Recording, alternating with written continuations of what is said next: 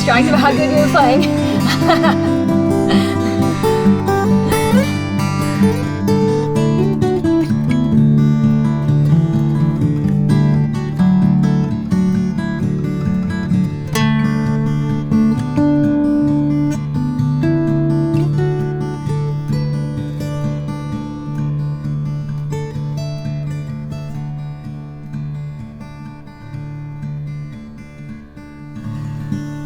That. You sounded so good. Thank you. Hey, I'm Gretchen Menn, and I'm here at Sweetwater with Marnée, and we just met. Yes. But we got to play some Zeppelin together. Yes. Yeah. So it was awesome. Tell us about your guitar. Yeah. So this is the custom shop-made guitar that Breedlove and Sweetwater collaborated on, and so Sweetwater got to design it, and it is amazing and absolutely gorgeous. It's got this myrtle wood on the sides and the back, and then spruce top, and it's just these friendlies. It's gorgeous. It's so easy to play. And I think, if I'm not mistaken, was this the series that they did of like different tone woods so that you could really compare and contrast and hear the differences between each of them? I think so. And they all resonate really well. And and the wood itself too is sustainably sourced. Yeah. I love that about Breedlove, is like all of their stuff, it's like sustainably harvested, and yet like it plays well. And another thing I love is like, well, you're a teacher too. I mean, when students ask you about like, what instrument should you buy, I always feel like it's irresponsible not to be familiar with instruments that are at a price point that somebody who's just starting can do, but also is a decent quality instrument. Right, because if you're suggesting for them to get like a guitar that is not player friendly, then they're going to give up. Right. Like, so it has to play well, but it has to guitarist. be at a good price point. Exactly. Yeah. Yeah. And I think you can find that with Breedlove.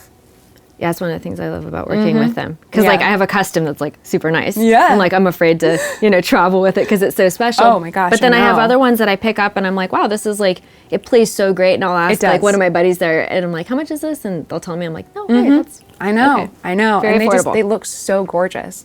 All of my guitars hang on my walls. And so it is... The guitars are the decorations in my house. They're art. It is art, and I've got a really pretty one at home that's just on the wall, and it's just. I think that's the thing about it being on the wall, and it just is like, I'm here, play me. Yeah. and it just sounds great, and it's just so easy to play. Yeah. Well, you sound so wonderful. So Thank you're you. a teacher here. Yes, I am a teacher. I teach guitar at the Sweetwater Academy. Yeah. And how do you like to teach? What do you like to teach? Well, you have to go over the basics first, open position chords and whatnot. But my favorite stuff that I love to get into is actually either finger picking or the fretboard tapping with body percussion. Okay. And so that's what I like to get into. Cool. If a student can like stay with me long enough for a couple years, they will get to that point. Oh, fun. And they always have fun with it too. And they're like, you can do that stuff, like the... I love that. Yeah. And so I think that's great. also, I think that's Go more. well, that was one of my originals, but.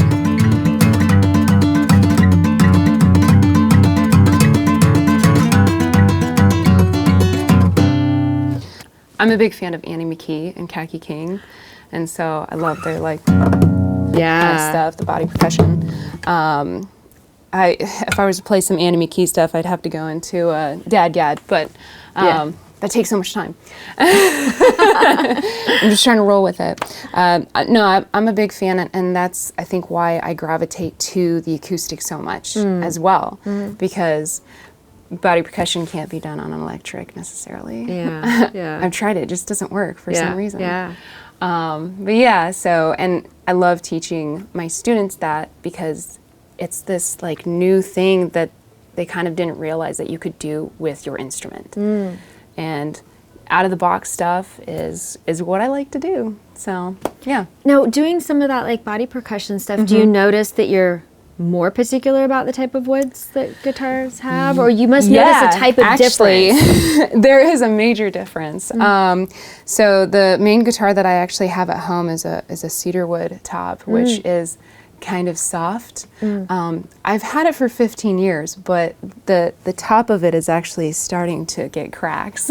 So It is. You get different tones. You have like a lot of, beefier tones, I guess, and then the lighter ones. So yes, having different type of woods, I feel like will really affect that. And also, you gotta also have to understand that some woods are gonna be a lot softer, so you don't want to, beat on them as much. Yeah, makes sense. Well, have you tried like all the different versions of this? I haven't. That should be fun. I'd love to hear you with them. I need to though, because that's always exciting as a guitarist and being like, all right, what does this model have to offer? Yeah. But I'm gonna look into it. Yeah, very cool. Very cool. You sound fantastic. Thank you. Yeah, I mean, you do as well. I seriously got screwed up at some point. You were doing something that reminded me so much of sort of the vibe of John Paul Jones and his like we were mandolin vibing playing. them. Yeah, it sounded great. Paul Jones. Yeah, we had it going there. And this is truly the first time we just met. We've never played together. We sat down. And we're like, can we just like warm up for a second before the cameras start rolling? So and then magic started happening. I know. That's kind of how it's supposed to be, though. Yeah. And you also have to have a good instrument, though. That's not that you can't play on a non-well-built instrument. I can't. What are you talking about? It's really difficult to make it sound like really good and to enjoy it. But I feel like when you start going into that zone, where it's just like everything is euphoric and it just sounds so awesome. And I've heard other musicians talk about this place where they go when they play, and I've been there, and having that instrument with you, a good instrument, a well-built instrument, it's going to get you there. And so I love being able to have a good sounding guitar. Yeah. Ultimately. Well, and a good one also will like respond to you as a player. I know some people like to fight their instruments a little bit, like they like to have to work for it, which I think is totally legitimate too. I guess we all have our levels at which how we want Player's to interact preference. with our instruments, but we want to feel that interaction at least has like as little resistance as possible, even if you feel like you enjoy the fight a little bit.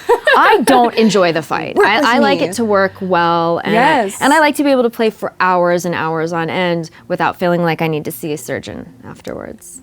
Like I said, the one that I have at home is just like that. I pick it up, I start playing, and then I'm like, how has it already been an hour? Yeah. I love it because it's oftentimes like as a guitarist, you want to practice. You need to practice. And then there's the times where you just don't want to. And like, I'm tired, my hands hurt. I got so many other things to do.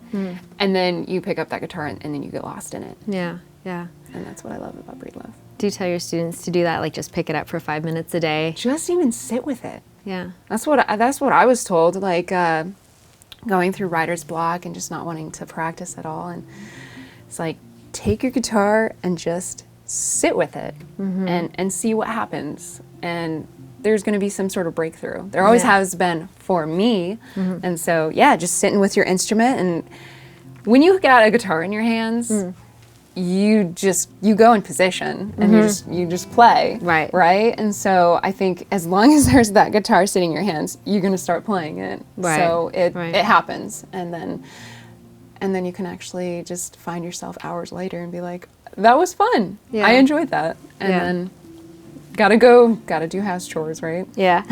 Sometimes there's a resistance in the transition. It's like like you said, you don't keep your guitars in the cases, but on the wall, and it's like sometimes like seeing it there reminds you like... Out of sight, out of mind. Yeah. If my guitars go in their cases, it's like, while my guitar gently weeps, it's sitting there collecting dust. And if it's on the wall, like I said, it's just, you look at it and you're like, I should pick that up. There it is. I should play it. Yeah. Just grab it off the wall. It's so accessible and easy. Just do it. Yeah. So when we were playing, that sounded amazing. Everything that you were doing. So tell me a little bit about the guitar that you have. Okay, I just fell in love with this guitar yesterday. It's a new one that Breedlove came out with. It's got like this like thinner body. And this is, I think, Indian rosewood back and sides. Really beautiful. And then European spruce top. It's got a Fishman pickup and tuner system. And just like you were saying, you pick it up and you don't feel like you have to get to know it. It's like it's already just so beautiful. Yeah. And like, you're already friends. I put it in, this double drop D tuning, which is what I play going to California in. And, a lot of guitars, I mean, I always tell people if you're going to an alternate tuning, just be patient. Guitars need to figure out what you want to do with them. But even that, it's like, it kind of settled right in.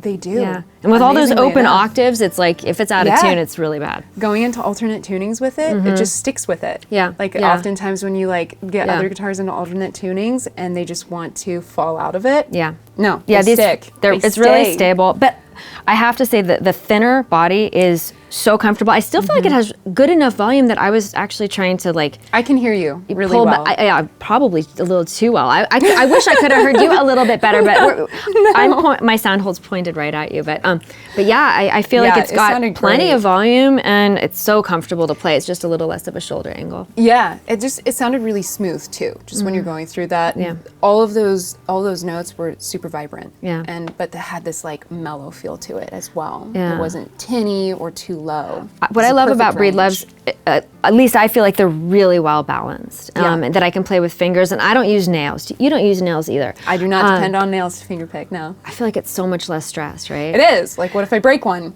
What happens then? I haven't practiced with exactly. nails. Well, and if you play electric at all, if you do any sort of like tapping and stuff, you can't use nails. I know, exactly. So, they would get in the way. Yeah. Although I just saw a video of Dolly Parton playing with like nails like this long and sounding freaking fantastic. But she's a superhero. Yeah, exactly. So she can do anything. But yeah, I mean, this I'm kind of in love with. I actually feel like this guitar would be like the perfect guitar to hand to like an electric player who thinks they don't like acoustic playing because it's so comfortable. I would Did say you play it yet? Do you want to try not, it? No. It's double drop D. Here, let's switch. All right, all right. Yeah, see how you like that one. It's like so. Well, this one's really comfortable too, though. Yeah. So you said double drop D, double drop right? D. Yeah, if you want to put in, you could put in DADGAD if you wanted to do that. That's what I was thinking of. Oh, the tuner's right there on the right here. Oh, I just try to get that back in a standard. There you go.